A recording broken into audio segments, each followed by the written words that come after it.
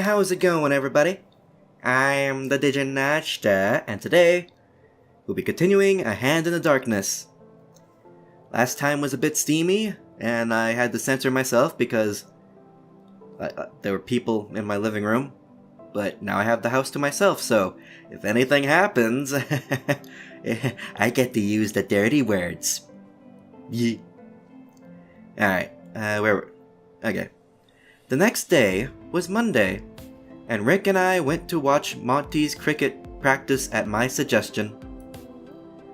Monty was really bad at it, but he was improving slowly, and the captain wanted to make him play on the next Saturday's match. Monty was excited but terrified, and I knew it would make him happy seeing me there, cheering him up. The practice was as boring as I expected, but at the end, Monty had some good passes. At least I stood up and cheered him loudly. Afterwards, he came and hugged me in front of everybody. I blushed, and Rick by my side too, by sympathy. But it made me very happy seeing Monty so cheerful. "Have you seen that? Didn't I tell you I will be the best player in the team before the school finishes?" Rick pushed up his glasses and coughed. "You'd better put that enthusiasm in your studies. Your grades are in the midterms. What? Your grades in the midterms were just so-so, especially compared to the ones you used to have last term." Monty glared at him without letting me go. I started to be too aware of how our mates stared at us. "Oh, shut up. My grades are okay. I can cope with the cricket practice... training. Why'd I say practice? I could cope with the cricket training. I tried to say practice again. And my school tasks, thank you very much. You make sure Alex passes everything at the next exam. Meh." I disentangled myself from Monty's arms, embarrassed. "Hey, let me out of this, will you?" "Let me out of this? Okay." "He is working hard, so of course he will. At this rate, he will have better grades than you." We were walking towards the hall by then, but Monty suddenly stopped, appalled. "Are you serious? I mean, I'll be happy if Alex has good grades, but I've always been above average. Do you really think I'm behind? That behind? Meh." Rick kept walking and replied Monty looking back at him over his shoulder. "As I said, at this rate Alex will end up in Cambridge, and you in some third-rate university." Monty reacted and ran to reach us. "Oi! That won't happen! You hear me?" Rick and I shared an amused look and ignored Monty, who was swearing he was going to cram like mad from then on, until he calmed down a minute later. It was true that I was studying hard. However, those days I was too distracted mulling over Damien's words to focus on my subjects. Was he right and I was being selfish, forcing my friends to look out over me? The thought of having to come back to my village was depressing, but if in the end it was the only option, I should get used to the idea. Rick glared at me when I sighed loudly for the third time. "Okay, I get it. Don't look at me that way. I'm going for a stroll. I need a bit of fresh air." Rick pulled a face. "Wait, you shouldn't wander around on your own. Why don't you ask someone to go with you?" I looked around. I wasn't particularly acquainted with any of the classmates who were in the study room right then. "Come with me. We could pay a visit to Monty and watch his training for 5 minutes. Surprisingly, he hesitated. "No, I don't think so. Better if you go with someone else." "What are you saying? Come with me. Come on. You haven't had a break in 2 hours. "Shh. Keep your voice quiet. I'm telling you to ask another person." I huffed in fake annoyance, and then got up and went to the door. "You are no fun. All right, I'll go on my own." "Alex, wait!" As I knew it would happen, Rick hurried to join me in the corridor, where I welcomed him with a smirk. He really needed a break as well. Being shut between 4 walls all the time wasn't healthy at all. I was glad I had convinced Rick to go out. And strolling with him was more entertaining than going on my own, that was clear. He seemed relaxed and quite happy until we arrived to the cricket pitch. I spotted Monty's mop of red hair at once. I waved at him with a bright smile. I almost missed the way Rick tensed by my side. I only noticed it when my boyfriend turned his face at me, hearing me, and saw us. His reaction was an icy glare. Rick stopped in his tracks and told me with a thread of voice, "I should get going back. Tell Monty to walk with you to the study room." That reaction took me by surprise. "Hold on, Rick!" I clasped his elbow, but he started walking fast, leaving me there. Monty kept staring with a blank face. Unsure about what I should do, I sat down on the ground and watched the training for a short while, until they took a break. My boyfriend ran towards me as soon as he was free. He looked as cheerful and as cute as always. I smiled back at him and got up on my feet, but I felt a strange feeling in my gut. "Alex, you came to see me. Thank you." "I needed a bit of air. My head was aching after so much study." "Ha, no wonder. Do you want to take a short walk?" "Yes, in fact I should go back to the study room." He made a sad face. "Already? Then I'll go with you. You shouldn't walk by the school on your own." "Shouldn't walk by the school on your own?" "That's what Rick said. That's why he came with me down here." His face turned serious again, which I didn't like. We strolled about in silence for a long moment. "And who are you studying with? Only Rick?" I nodded. "Yes, I'm advancing a lot thanks to him." "Yeah, I know, but perhaps you should team up with other classmates. Edward is very clever too. I'm sure he would teach you if you asked him." "Well, he hasn't volunteered, has he? And I already have Rick for that. He's a really good guy." "Anyway, I don't think you should spend so much time with him. Don't you find him boring?" "Oh my god, Monty!" "No, he's kind and polite, and quite talkative sometimes once he gets to know you. Monty, didn't you say at the beginning that we should try to, hang out with Rick? What? Your jealousy is going to tear us apart, you know that?" "But you shouldn't limit yourself to him. I don't like it when you spend time alone with him." Meh. I stopped walking. I had a hunch, one that I didn't like at all. Also, I remembered what Rick had told me about their previous roommate, Paul, and how Monty had pushed his other friends away. "Monty, you haven't talked with Rick about me, have you? I mean, have you told me to stay away from me? Or have you told him to stay away from me?" Monty hesitated and in the end just looked away. Oh man. So this explains why Rick didn't want to go for a walk with me. What the hell? Yeah, seriously, what the hell, Monty? Had Monty been threatening Rick or something? If the previous week I felt sad at Monty's sudden jealousy outburst, now I felt a mix between anger and disappointment. I'm getting a snot bubble, aren't I? Sorry, I'm a bit sick. He told me he would try, and now this, so soon, and even mixing poor Rick, who was nothing but a great friend for the two of us? Enough is enough. I've had it with this motherfucking jealous redhead in this motherfucking yaoi visual novel. I clenched my fist and felt my anger pumping loudly on my temples. To think I was making such great efforts with my studies, with the goal of attending the same university as Monty, as Mainspur. But at the very moment, all I could think about was I was wrong from the start, and it wasn't worth it, not for Monty in any case. I would try to stay in St. Michael's for myself, for my future, and for my friends, of course. However, it was clear as daylight that I needed to stop Monty's paranoid behavior. "Monty, I'm sorry to say this, but I think we need to give us some space." "Huh? What do you mean?" "You told me you would try to stop with this stupid, unfounded jealousy, and I wanted to believe in you. But now it seems all of this time, you've been bullying Rick." "I wasn't bullying him." "Telling my friend he is not allowed to go on a stroll with me? Monty, what's wrong with you? Why would you involve another person in our relationship?" Monty looked away, too embarrassed to meet my eyes. He shook his head but said nothing. "Look, I care for you, and I know you care for me, in your own way, but I don't think this relationship is doing us any good." His head snapped up to stare at me with surprise. "What?" His anger had dissolved and my resolution was crumbling, but I didn't want to back out now that I had made up my mind. What? What you hear, it's better for the two of us if we break up now. No way, please, Alex. I'll apologize to Rick right now. I promise I won't get jealous again. And then what? Until the next time? Perhaps next week, or the one after that. I have given you many chances, but I don't want this anymore. I'm sorry, Monty.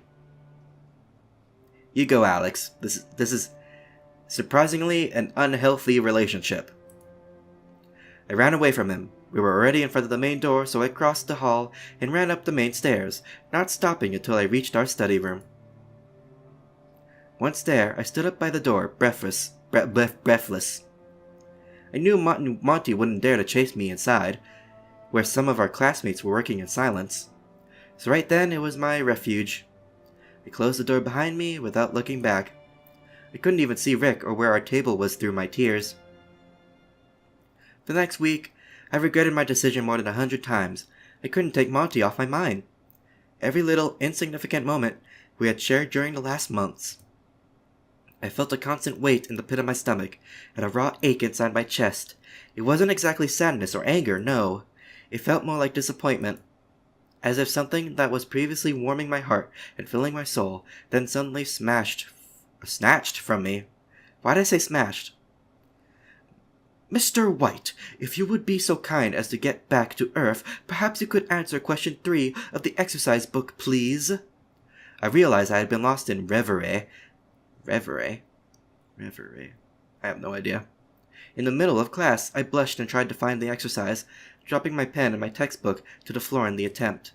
My classmates laughed at me, not very discreetly, and I glanced back at Monty while trying to arrange my school stuff again. My ears felt hot and with embarrassment. Monty looked away, deadly serious. Mr. White, please. Yes, sorry, sir. I have the answer now. Rick offered me a sympathetic smile by my side. Well, something was something. Well, why'd I say while? Monty was basically avoiding me, of course. We were still in speaking terms, but he spoke to me only when it was strictly necessary. Rick, blessed his kind soul, said nothing about the issue, but was a constant reassuring presence. Damien, on the other hand, was as straightforward as always. Hey, have the two of you had an argument or something? Oh. Argument something. Or what? Or what? Oh. I don't know. Was that intentional? Was it slang or something? I was so flustered, I couldn't find my words. I resorted to keep eating my toast with a trembling hand. By my side, Monty blushed and whispered, Shut up, Damien. Rick coughed and Damien raised an eyebrow in surprise. All right. But in fact, I wanted to ask Alex to take a little excursion to the 3rd floor one of these days so we could check on Andrew and see if he's the one who attacked Alex. Oh. God, I had been so distressed during all the previous week that I had almost forgot we had talked about doing that. I sighed, annoyed with myself. Yes, of course. What do you think about going today after class? We have to hand in our Latin translation tomorrow, Alex. Tomorrow then, the sooner the better. I agree, yes, let's finish this within the week. I wasn't that eager, to be honest. If Andrew wasn't our man, it would mean going back home. Goodbye to St. Andrews. I glanced at Monty. He didn't look back at me, although I knew he was feeling my eyes set on him, but it didn't matter. We would never go back to what we had. So in a way, perhaps I would feel better if I went back home. No, that would be a waste of all my efforts. I would stay at St. Michael's. I would prove my parents that I wasn't a child anymore. I would show my classmates that I could do as well as them with my effort. I swelled with pride and nodded at Damien and Rick, who smiled back at me. I feel like I ruined everything, but it was the logical thing to do. I mean, okay, when someone says they're going to change and they don't change, even though you give them every opportunity to, you gotta break it off. I mean, God, I don't know how many times I would have said that to my mother if I understood the relationship she had with my father. Because my father's a dick. A cheating dick. So, and he always says, it was a one-time thing, blah, blah, blah. But I mean, if that kind of thing was a one-time thing, I wouldn't have so many half-brothers and sisters. God damn it. Anywho, let's get back to this. The same afternoon, when our lessons finished, we went back to our bedroom to rest for a moment before meeting at the study room. Oh crap, I have forgotten my Latin dictionary at the classroom. I looked around. Monty was the only friend in sight. Damien was in the bathroom and Rick was already inside the study room. I didn't want to ask Monty to accompany me back to our classroom. I still felt too awkward around him. I didn't want us to be alone. I only had to go upstairs, cross a small corridor, and go downstairs again in the other wing to reach the classrooms. I would be back in less than 5 minutes. Ask him. You're still friends, aren't you? Kinda.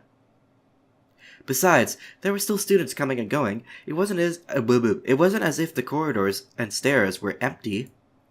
So I turned my back to Monty and left without a word.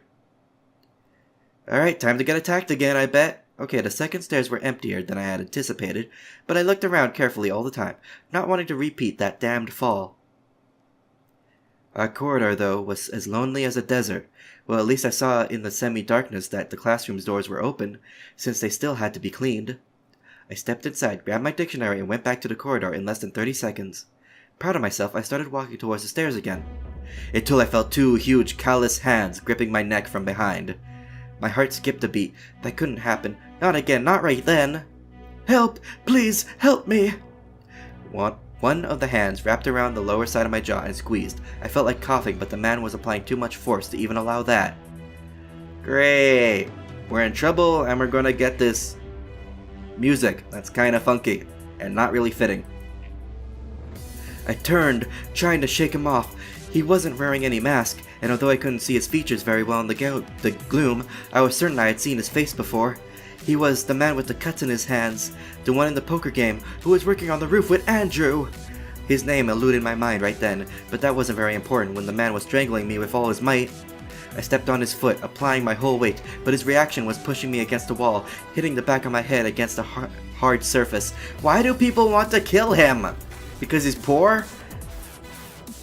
I don't get it. That made my consciousness crumble during some moments. I tried to shake my head to regain my senses, but that sent a painful ring through my brain. Panicking, I tried to kick his parts, with no success, and then to punch him wherever I could reach. The sound of hurried steps echoed in the empty corridor. I could have cried with relief when I recognized the silhouette of the other side of the corridor. Monty. He must have followed me. But then, before my attacker could react, Monty turned away and left again. You fucking son of a bitch! Are you serious? Oh my god! He doesn't love Alex! What the hell? Go fuck yourself! Screw you! That's worse than being a dick. What? Was he going to look for reinforcements? It must be that. But they could arrive too late, since the man redoubled his force around my neck, and Monty's deadpan expression when he saw us was engraved in my mind. No reaction at all. Was it that he didn't want to save me?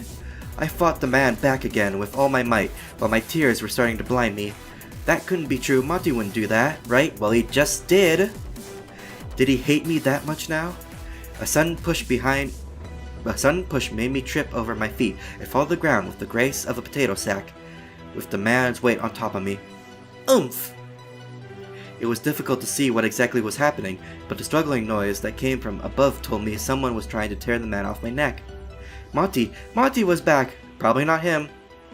I felt almost ashamed of doubting him as relief washed over me. With the man's busy fighting the presence on his back, and the pressure around my throat reduced, it was almost easy to put my feet up against his torso and push him off. Monty and I climbed on top of the thug and succeeded in immobilizing him. Stay still! You are not going anywhere!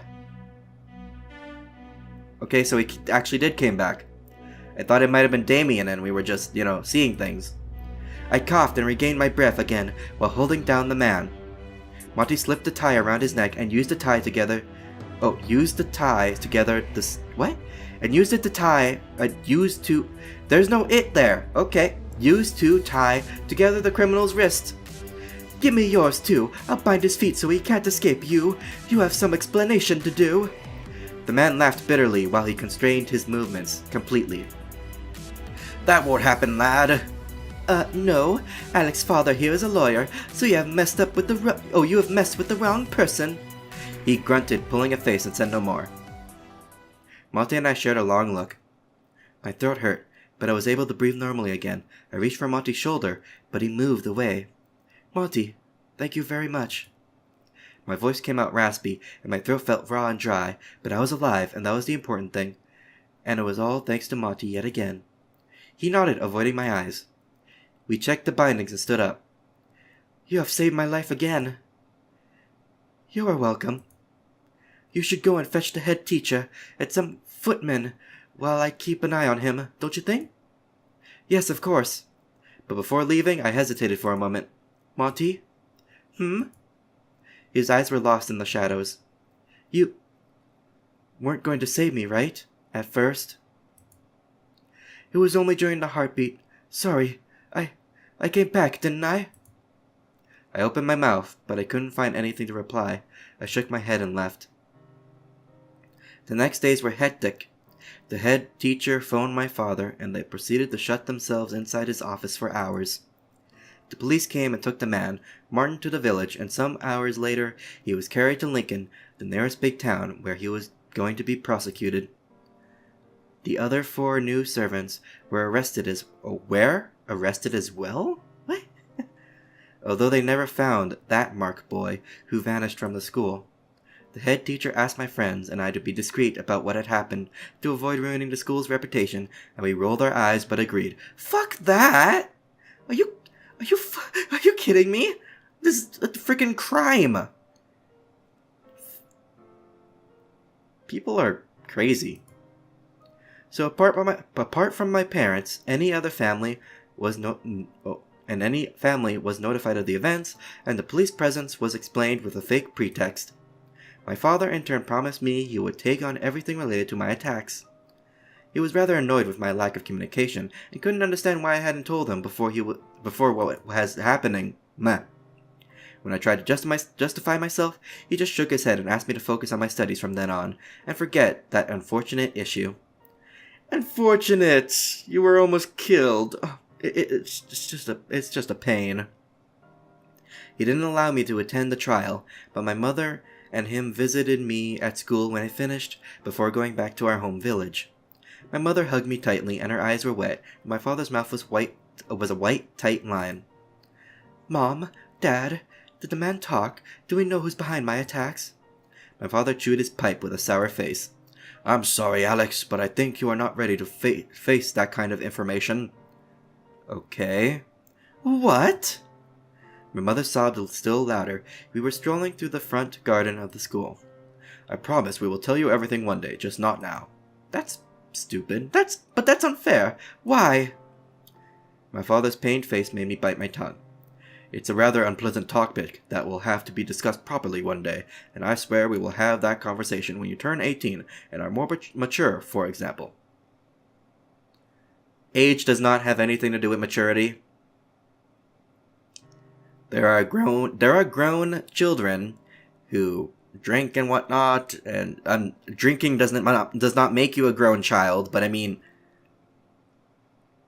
there are people who do stuff that are supposed to be for the older people, but they are pretty much children in their minds. And then there are children who are actually quite mature. So, fuck that.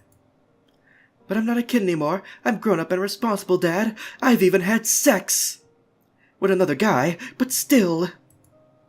He sighed and tousled my hair.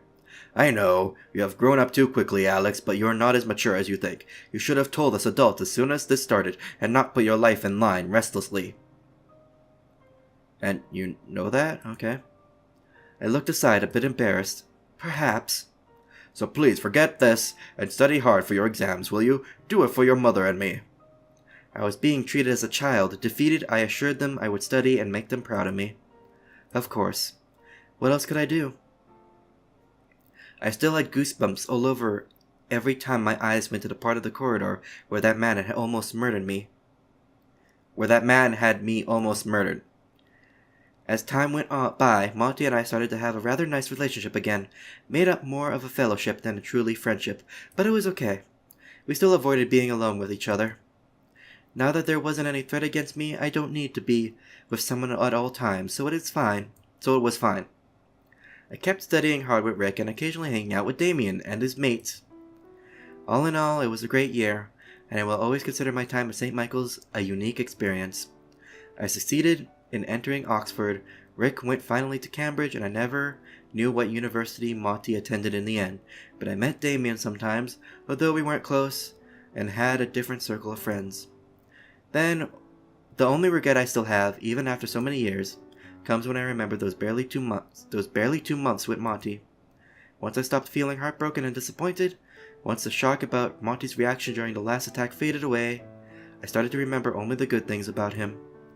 His kindness, his contagious laugh, his pale, lovely skin.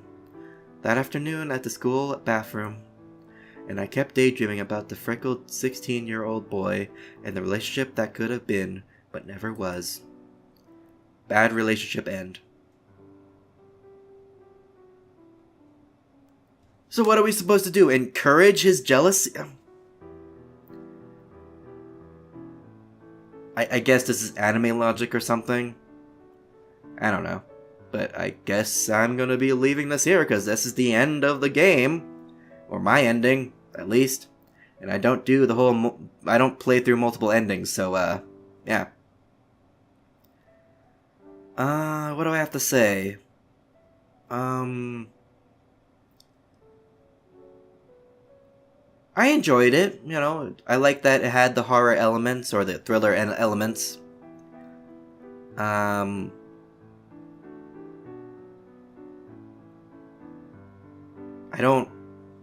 don't know if I like, Monty as much as I did at the beginning.